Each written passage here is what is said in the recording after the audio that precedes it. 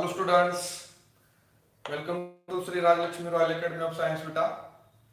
बघा थर्मोडायनामिक्स हा टॉपिक आपण सुरू केलेला आहे आणि लास्ट लेक्चरला थर्मोडायनामिक्स मध्ये एन्थाल्पी आणि इंटरनल एनर्जी याच्या रिलेटेड जे काही न्यूमेरिकल प्रॉब्लेम्स होते हे सगळे प्रॉब्लेम्स आपण डिस्कस केलेले होते. या लेक्चर मध्ये आपल्याला सेकंड लॉ ऑफ थर्मोडायनामिक्स काय आहे हे आपल्याला डिस्कस करायचं आहे. So our heading is second law of thermodynamics.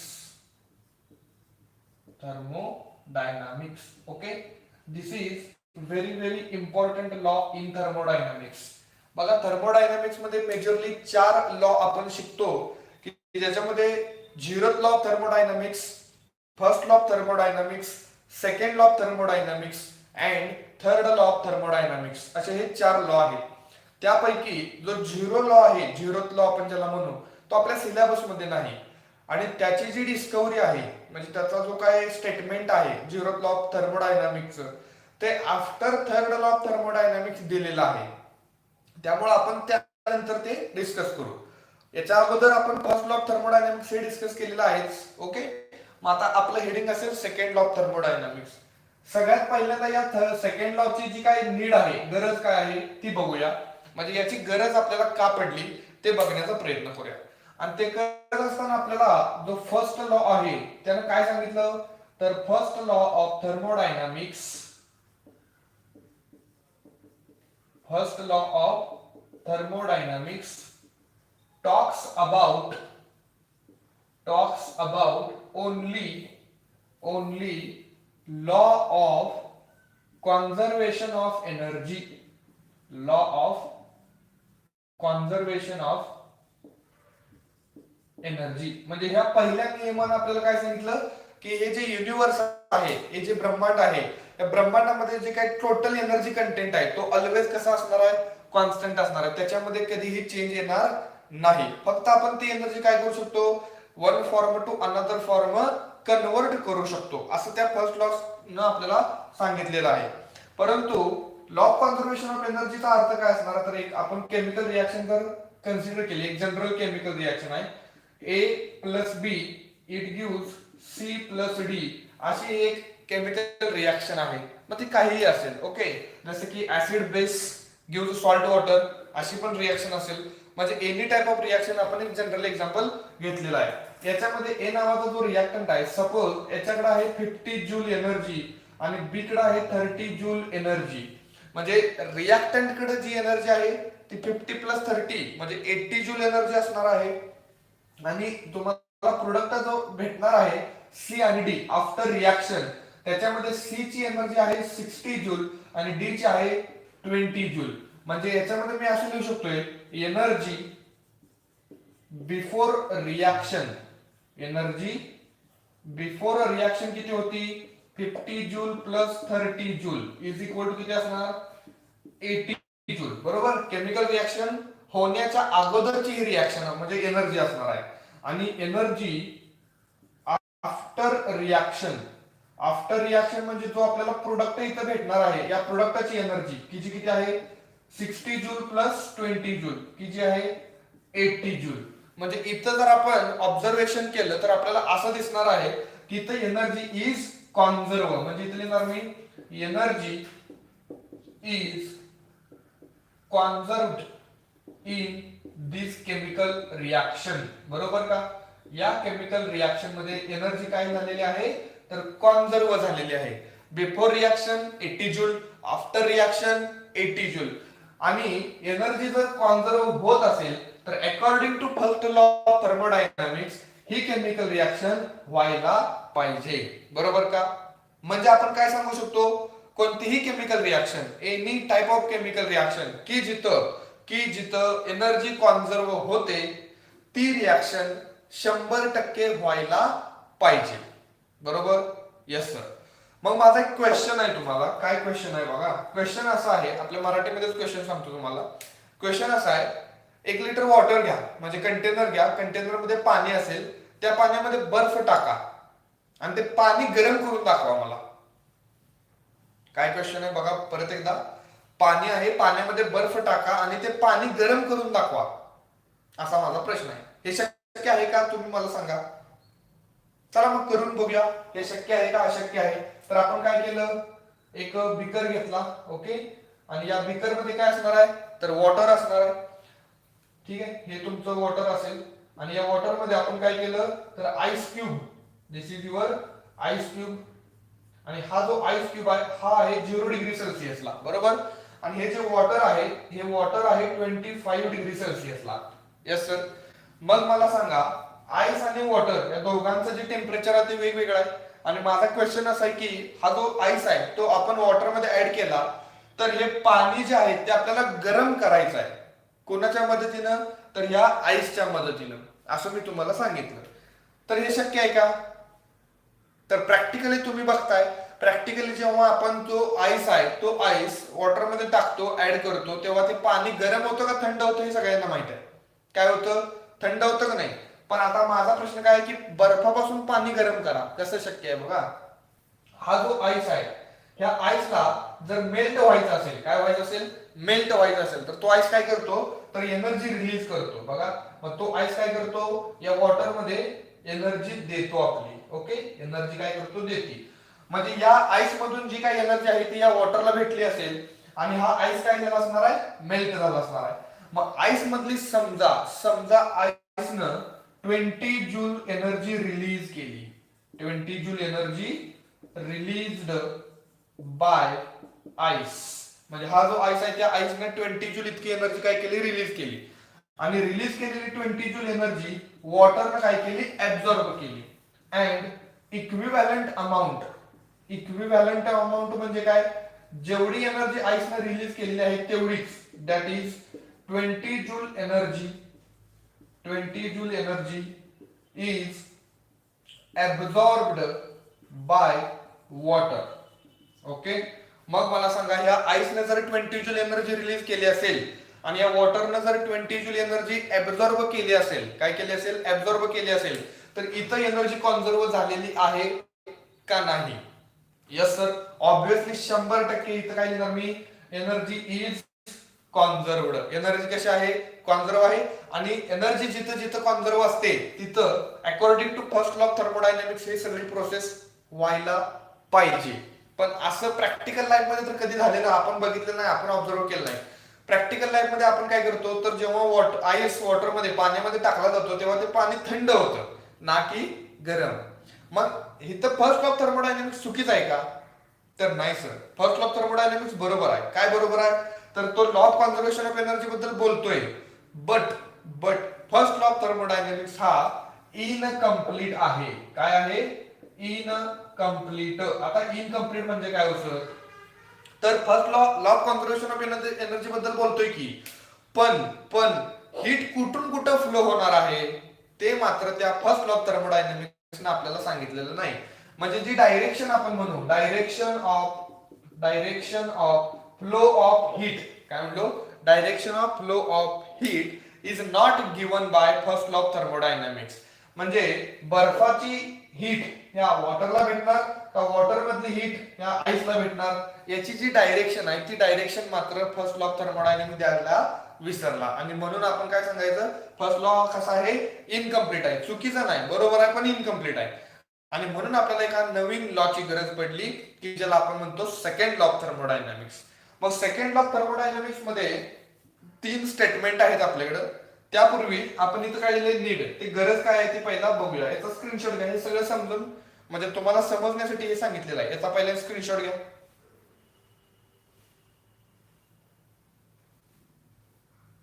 Okay, थोडस आपण नीड मध्ये काय लिहिलंय, पहिला पॉइंट काय लिहिला, first law of thermodynamics talks about only law of conservation of energy. Okay, याच्यामध्ये याच्यामध्ये मी सांगतो त्याला, according to first law of thermodynamics, इथं लिहितोय मी, हा तुमचा पहिला पॉइंट असेल, हा second point. According to first law of thermodynamics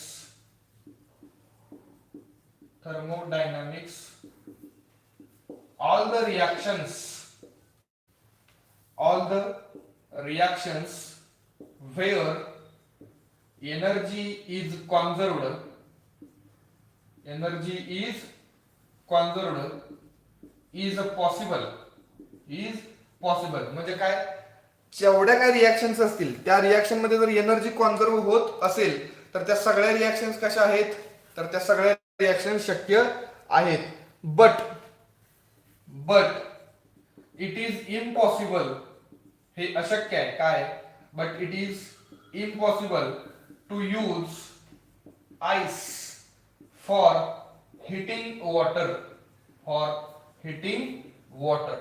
बरोबर का, म्हणजे जेवढ्या काही केमिकल रिॲक्शन्स असतील की जिथं काय होणार आहे, एनर्जी कॉन्झर्व होणार आहे, एनर्जी जिथं जिथं कॉन्झर्व होणार ती रिॲक्शन कशी आहे, पॉसिबल आहे. परंतु असं पण सांगितलंय हे अशक्य आहे, इट इज इम्पॉसिबल काय, तर to use ice for heating water, बर्फापासून पाणी गरम करू शकत नाही, म्हणजे हे अशक्य आहे. ओके, आणि म्हणून आपल्याला सेकंड लॉ ऑफ थर्मोडायनेमिक्सची गरज पडलेली आहे. मग याच्यामध्ये असली ना मी 3 नंबरचा पॉइंट काय बघा, we know that heat flows spontaneously and unidirectional, okay, but direction of heat is not given by first law of thermodynamics. Okay, मग सगळ्यांना माहित आहे एक मेटलचा पीस असेल, त्या मेटलच्या पीसला जर आपण एका बाजूला हिटिंग करायला चालू केलं, एका बाजूला हिटिंग, तर ती जी हीट आहे ती स्पॉन्टानियसली दुसऱ्या एंडला काय होते, फ्लो व्हायला चालू होते sir.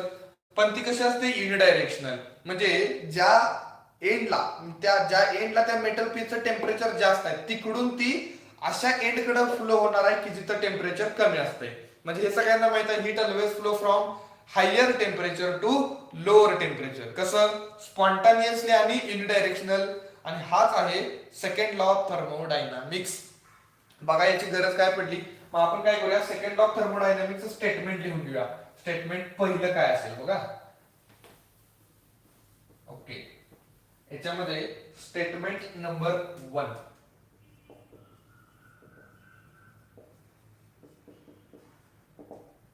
write down, heat always flow from higher temperature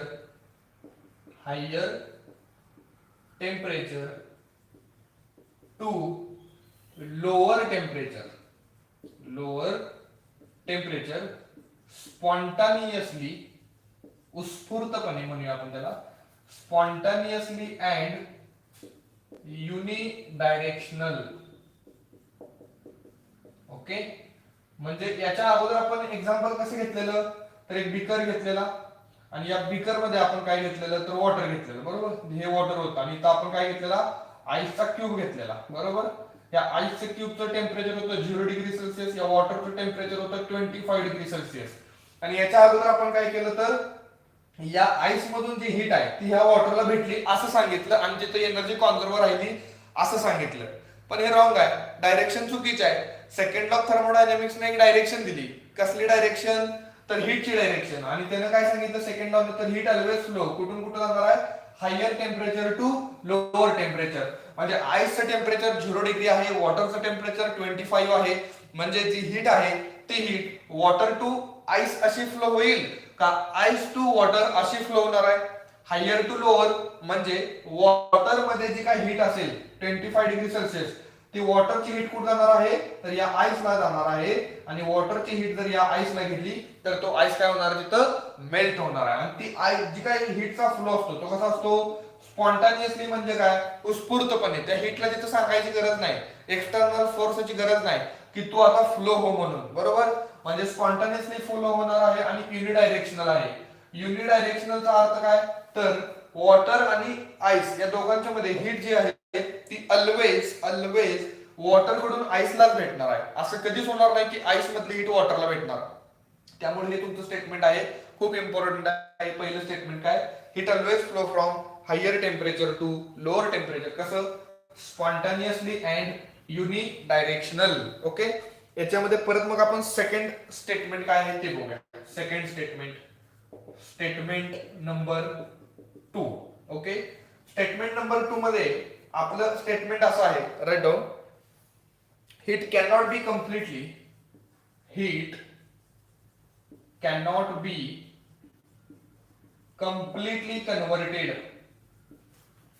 completely converted into, it cannot be completely converted into an equivalent amount of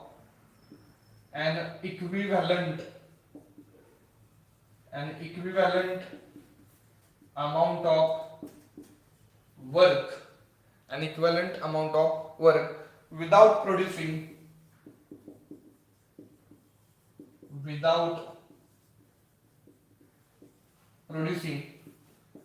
a permanent change. Okay, बघा काय आहे, तर सेकंड स्टेटमेंट असं आहे, जी हीट आहे cannot be completely converted into equivalent amount of work. म्हणजे आपण isothermal process बघितलेली आहे. कोणती प्रोसेस? Isothermal process. काय होती आयसोथर्मल प्रोसेस? तर बघा, आपण एक की सिस्टीम कन्सिडर केलेली की जिथं हा एक पिस्टन असेल. ओके, आणि इथं आपण काही गॅसियस मॉलिक्युल्स ऍड केलेले. ओके, मग आपण काय केलं, आयसोथर्मल प्रोसेस आहे म्हणजे आपण ही जी सिस्टीम आहे या सिस्टीमचं जे टेम्परेचर आहे ते टेम्परेचर आपल्याला सिस्टीमचं कसं ठेवायचं आहे, तर कॉन्स्टंट ठेवायचं आहे. आणि टेम्परेचर कॉन्स्टंट ठेवायचं म्हणजे आपण काय केलं, सपोज टेम्परेचर कॉन्स्टंट आहे म्हणजे इथे लिहितो T is equal to constant. जर टेम्परेचर कॉन्स्टंट असेल तर डेल्टा T0 तर delta U0. Okay, therefore first law आपण बघितला delta U is equal to Q plus W असा तुमचा फर्स्ट लॉ थर्मोडायनामिक्स आहे. याच्यामध्ये डेल्टा U0 असेल तर Q प्लस W, मग इथं असं असेल का, Q is equal to minus W.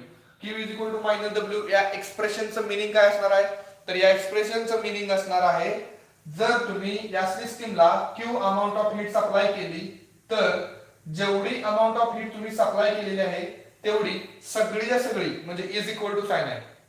बघा, Q म्हणजे काय, जेवढी हीट तुम्ही सप्लाय केलेली आहे तेवढी हीट सगळीच्या सगळी हीट वर्क डन करण्यामध्ये जाणार आहे. म्हणजे ही सिस्टीम काय करणार आहे, तुम्ही जी हीट सप्लाय करताय त्या हीटच्या माध्यमातून ही सिस्टीम वर्क करणार आहे. ते वर्क कशासाठी करणार, तर त्या सिस्टीमचं टेम्परेचर कॉन्स्टंट ठेवायचं असेल तर ती सिस्टीम काय करते, वर्क परफॉर्म करते. बरोबर, आणि सिस्टीम काय करते, वर्क करत असेल तर हा पिस्टन कुठे जाणार आहे, वरती जाणार आहे.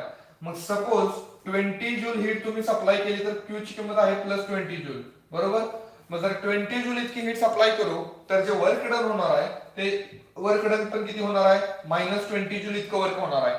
पण आणि सेकंड लॉ काय सांगितलंय बघा ना, सेकंड लॉ काय सांगतोय, heat cannot be completely converted into equivalent amount of work. Equivalent amount of वर्कचा अर्थ काय, जेवढी हीट तुम्ही पाठवलेली आहे तेवढी सगळीच्या सगळी हीट वर्क करण्यात वापरली जात नाही, असं कोण सांगतंय, स्टेटमेंट नंबर 2.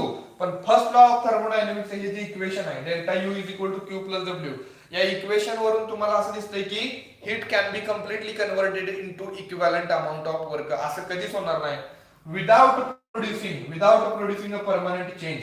आता परमनंट चेंज म्हणजे या सिस्टीम मध्ये काहीतरी चेंज आला की नाही, सिस्टीमची स्टेट चेंज झाली की नाही. सिस्टीमची इनिशियल स्टेट काय होती, P1 V1 आणि T1. फायनल स्टेट काय, P2 V2 आणि T1. म्हणजे टेम्परेचर कॉन्स्टंट आहे पण प्रेशर बदलला, व्हॉल्यूम बदललं. म्हणजे प्रेशर बदलणे, व्हॉल्यूम बदलणं, यालाच काय म्हणतो आपण, एक चेंज म्हणतो ना. बरोबर, म्हणजे या सिस्टीम मध्ये चेंज ऑब्झर्व होणार आहे आणि तो चेंज ऑब्झर्व होण्यासाठी जी तुम्ही हीट सप्लाय केलेली आहे त्यातली थोडी तरी अमाऊंट ऑफ हीट तो चेंज घडवून आणण्यासाठी वापरली जाणार आहे. म्हणजे सगळीच्या सगळी हीट वर्क मध्ये वापरली जात नाही, त्यातली थोडी हीट वर्क करण्यामध्ये वापरली जाते, त्यातली थोडी हीट इथं काहीतरी चेंज, या सिस्टीम मध्ये काहीतरी चेंज आणण्यासाठी वापरली जाते. म्हणजे हे तुमचं सेकंड स्टेटमेंट आहे की जे heat can not be completely converted into an equivalent amount of work. Okay, हे तुम्ही मग एक एक्सप्लेनेशन रूपात लिहू शकताय. ठीक आहे, याच्यानंतर तुमचं जे स्टेटमेंट नंबर 3 आहे ते काय आहे बघा. Statement number 3, second law of थर्मोडायनामिक्सचं जे स्टेटमेंट आहे 3 नंबरचं, ते थोडंसं हीट इंजिनच्या रिलेटेड आहे. कोणाच्या रिलेटेड, हीट इंजिनच्या रिलेटेड. आता हीट इंजिन काय करत असणार आहे, तर हीट इंजिन हीटला वर्क मध्ये कन्वर्ट करत असणार आहे. ओके, मग हीट कोण आहे, तर heat is the form of energy. Work कोण आहे, work is also the form of energy. म्हणजे ह्या हीटच्या एनर्जीचा फॉर्म वर्कच्या एनर्जी फॉर्म मध्ये कन्वर्ट करण्याचं ज्याचं काम आहे त्याला तुम्ही काय म्हणायचं, हीट इंजिन. ओके, मग हीट इंजिनची इफिशियन्सी नावाची कन्सेप्ट असते. मग ती इफिशियन्सी काय आहे ते आपण बघूया. इफिशियन्सीचा फॉर्म्युला असतो work done divide by total heat absorbed. बरोबर. म्हणजे टोटल हीट ऍब्सॉर्ब म्हणजे काय, एखाद्या हीट इंजिनला जे तुम्ही हीट देणार आहे, सपोज 100 जूल हीट तुम्ही त्या सिस्टीमला दिली, म्हणजे हीट इंजिनला जर 100 जूल तुम्ही हीट त्या सिस्टीमला म्हणजे हीट इंजिनला जर देत असशीला, तर त्या हीट इंजिन मध्ये हीट ऍब्सॉर्ब किती असेल, 100 जूल. त्या हीट ऍब्सॉर्बला म्हणजे ह्या 100 जूलला ते इंजिन कधीही वर्क डन करण्यासाठी सगळे हीट यूज करणार नाही. यातली थोडी हीट वर्क डन करण्यामध्ये वापरली जाईल आणि थोडी हीट काहीतरी परमनंट चेंज आणण्यासाठी. आणि म्हणून आपण असं म्हणू शकतो, जी इफिशियन्सी असते, जर इफिशियन्सी, पण आता आपण काय सांगतो बघा, जर आणि तरचा विषय. जर असं झालं काय, तुम्ही किती हीट ऍब्सॉर्ब केली आहे, तर 100 जूल. टोटल हीट ऍब्सॉर्ब किती आहे, 100 जूल. आणि सिस्टीमनं वर्क डन पण तेवढंच केलं, 100 जूल. हे कॅन्सल होणार आणि किती आलं, 1. म्हणजे इफिशियन्सी किती आली, 1 आली. जी हीट तुम्ही दिल्या त्या हीटला सगळ्या हीटला सिस्टीमने वर्क मध्ये जर युज केला असेल तर इफिशियन्सी किती आली, 1 आली. आणि पण सेकंड लॉ ऑफ थर्मोडायनामिक्सचं सेकंड स्टेटमेंट काय आहे, तर heat cannot be completely converted into equivalent amount of work. म्हणजे जी हीट दिलेली आहे त्या हीटला सगळं वर्क डन मध्ये युज होणार नाही. मग युज होत नसेल तर इथली इफिशियन्सी पण इज नॉट इक्वल टू 1 असेल का, इफिशियन्सी ही 1 नाही. ओके, मग याचं स्टेटमेंट कसं असेल ते करूया. थर्ड स्टेटमेंट काय बघा, no machine has it been made that has efficiency unity.